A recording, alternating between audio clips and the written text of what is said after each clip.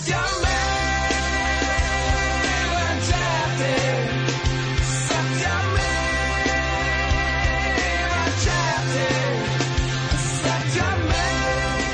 everyone. Welcome to another episode of Sloka Satymevjayate. Social media is not just a platform for sharing content.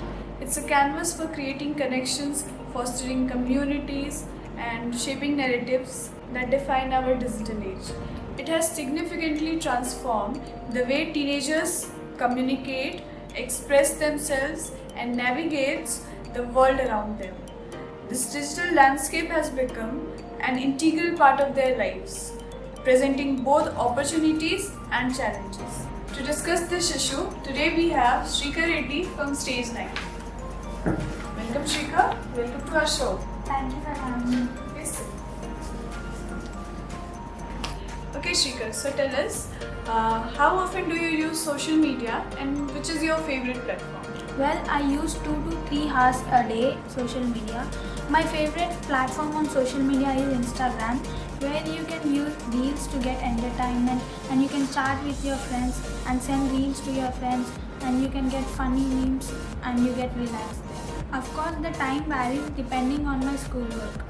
What do you think are the positive aspects of social media? We have a lot of positive aspects of social media. Like you can get meeting with new people and increases the gaps between friends and family regardless the distance. We can communicate with new people, we can make friends, and we can get more opportunities on social media. These platforms spread awareness on vital issues happening around the globe.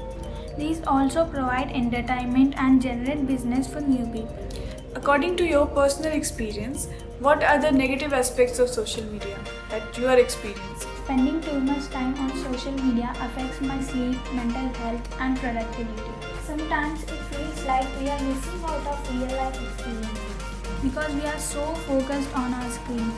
Cyberbullying and online harassment are real problems too. Negative comments and rumors spread easily in social media.